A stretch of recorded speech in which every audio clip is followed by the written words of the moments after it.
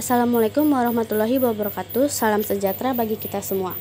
Perkenalkan, saya Dia Lestari dari kelas R2G dengan NPM 2021 14500-830. Pada hari ini, saya ingin mempresentasikan tentang rentang waktu, hukum perkembangan, tugas dan tujuan perkembangan masa remaja.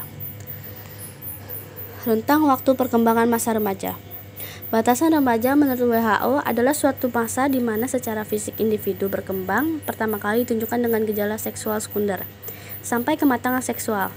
Remaja menurut Harlock adalah suatu periode transisi dari masa kanak-kanak menjadi dewasa awal dan mencapai kematangan dalam hal emosional, mental, sosial, dan fisik.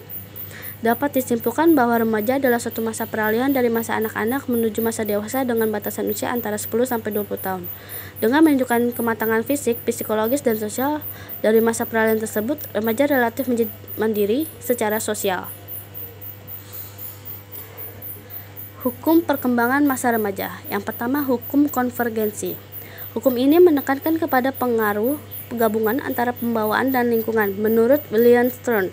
Yang kedua, hukum mempertahankan dan mengembangkan diri. Sebagai makhluk hidup, manusia mempunyai dorongan atau hasrat untuk mempertahankan diri. Dari usaha untuk mempertahankan diri berlanjut menjadi usaha untuk mengembangkan diri melalui kegiatan bermain, berkumpul dengan teman, bercerita, dan sebagainya. Itu dapat dianggap sebagai dorongan untuk mengembangkan diri. Yang ketiga, hukum masa peka ialah masa suatu fungsi mudah atau peka untuk dikembangkan. Masa peka merupakan masa yang terjadinya dalam perkembangan pada saat-saat tertentu. Yang keempat, hukum kesatuan organis. Berkembangnya fungsi fisik maupun mental psikologis pada diri manusia itu tidak berkembang lepas satu sama lain tetapi merupakan satu kesatuan. Yang kelima, hukum rekapitulasi. Merupakan pengulangan ringkasan dari kehidupan suatu bangsa yang berlangsung secara lambat selama berabad-abad. Dengan hukum ini berarti perkembangan jiwa anak itu merupakan ulangan dan adanya persamaan dengan kehidupan sebelumnya. Yang keenam, hukum tempo perkembangan. Tiap anak mempunyai tempo kecepatan dalam perkembangannya sendiri-sendiri. Ada anak yang perkembangannya lebih cepat dan ada pula anak yang perkembangannya lebih lambat. Ketujuh, hukum irama perkembangan. Berlaku terhadap perkembangan setiap orang baik menyangkut perkembangan jasmani maupun rohani. Hal ini berlangsung silih berganti, terkadang teratur, kadang juga tidak. Ada kalanya tetang, ada kalanya goncang. Tergantung dari irama perkembangan masing-masing individu tersebut. Tugas perkembangan masa remaja. Salah satu periode dalam rentang kehidupan ialah fase remaja. Untuk dapat melakukan sosialisasi dengan baik, mereka harus menjalankan tugas-tugas perkembangan pada usianya dengan baik.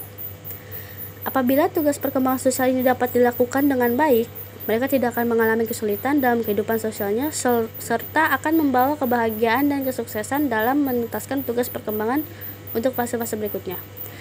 Sebaliknya, jika mereka gagal menjalankan tugas-tugas perkembangannya, akan membawa akibat negatif dalam kehidupan sosial fase-fase berikutnya, menyebabkan ketidakbahagiaan pada mereka yang bersangkutan, menimbulkan penolakan masyarakat, dan kesulitan-kesulitan dalam menuntaskan tugas-tugas perkembangan berikutnya. Tugas perkembangan masa remaja menurut William K. Yang pertama, menerima fisiknya sendiri berikut keragaman kualitasnya. Yang kedua, mencapai kemandirian emosional dari orang tua atau figur-figur yang mempunyai otoritas. Yang ketiga, mengembangkan keterampilan komunikasi interpersonal dan bergaul dengan teman sebaya baik secara individual maupun kelompok. Keempat, menemukan manusia model yang didirikan identitas pribadinya. Kelima, menerima dirinya sendiri dan memiliki kepercayaan terhadap kemampuannya sendiri. Keenam, memperkuat self control atau kemampuan mengendalikan diri atas dasar nilai skala prinsip-prinsip atau falsafah hidup. Ketujuh, mampu meninggalkan reaksi dan penyelesaian diri, sikap atau perilaku kekanak-kanakan.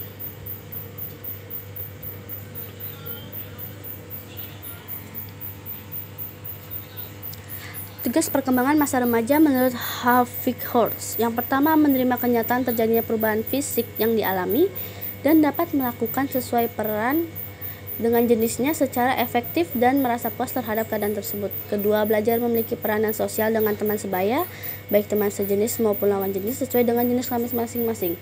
Ketiga, mencapai kebebasan dari ketergantungan terhadap orang tua dan orang dewasa lainnya. Keempat, mengembangkan kecakapan intelektual dan konsep-konsep tentang kehidupan bermasyarakat.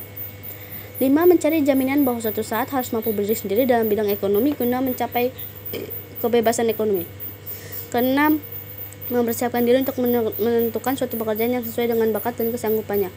Ketujuh, memahami dan mampu bertingkah laku yang dapat dipertanggungjawabkan sesuai dengan norma-norma yang berlaku. Ke-8, memperoleh informasi tentang pernikahan dan mempersiapkan diri untuk berkeluarga. Yang kesembilan, mendapatkan penilaian bahwa dirinya mampu bersikap tepat sesuai dengan pandangan ilmiah. Tujuan perkembangan masa remaja. Pendapat dikemukakan oleh Leo Lacolle yang mengklasifikasikan ke dalam 9 kategori. Yaitu yang pertama, kematangan emosional, kedua, pemantapan minat-minat heteroseksual, ketiga, kematangan sosial, 4, emansipasi dari kontrol keluarga, 5, kematangan intelektual, 6, memilih pekerjaan, 7, menggunakan waktu senggang secara tepat, 8, memiliki falsafah hidup, 9, identifikasi diri. Secara perinciannya, tujuan tugas perkembangan seperti ini. Kematangan emosionalnya, yang pertama, tidak toleran dan superior menjadi bersikap toleran dan merasa nyaman. Kedua, kaku dalam bergaul menjadi luas dalam bergaul. 3, kontrol orang tua menjadi kontrol diri sendiri. 4, kurang dapat mengendalikan diri dari rasa amarah dan sikap permusuhannya menjadi mampu menyatakan emosi secara konstruktif dan kreatif. Dalam perkembangan heteroseksualnya, yang pertama, belum memiliki kesadaran tentang perubahan seksualnya menjadi menerima identitas seksualnya sebagai pria atau wanita. Yang kedua, mengidentifikasi orang lain yang sama jenis kelaminnya menjadi perhatian terhadap jenis kelamin yang berbeda dan bergaul dengannya. Ketiga, bergaul dengan banyak orang menjadi memilih teman-teman tertentu. Dalam filsafat hidup, yang pertama, tingkah laku dimotivasi oleh kesenangan belaka menjadi tingkah laku dimotivasi oleh aspirasi. Yang kedua, acuh tak acuh terhadap prinsip-prinsip ideologi dan etika menjadi melibatkan diri atau mempunyai perhatian terhadap ideologi dan etika. Yang ketiga, tingkah lakunya tergantung pada reinforcement atau dorongan dari luar menjadi tingkah lakunya dibimbing oleh tanggung jawab moral. Dalam hal kematangan kognitif adalah yang pertama, menerima kebenaran dari sumber otoritas menjadi memerlukan bukti sebelum menerima. Kedua, memiliki banyak minat atau perhatian menjadi memiliki sedikit minat atau perhatian terhadap jenis kelamin yang berbeda dan bergaul dengannya. Yang ketiga, bersikap subjektif dalam menafsirkan sesuatu menjadi bersikap objektif dalam menafsirkan sesuatu. Kesimpulan presentasi kita hari ini adalah masa remaja sebagai periode perkembangan yang paling penting bagi individu. Pada kenyataannya merupakan suatu periode yang syarat dengan perubahan dan rentan munculnya masalah. Meskipun demikian, adanya pemahaman yang baik serta penanganan yang tepat terhadap remaja merupakan faktor penting bagi keberhasilan remaja di kehidupan selanjutnya. Mengingat masa ini merupakan masa yang paling menentukan di mana individu mulai meninggalkan ciri-ciri dan tugas perkembangan pada masa kanak-kanak dan mulai menyesuaikan diri masing-masing dengan keadaan. Sekian presentasi yang bisa saya bacakan hari ini.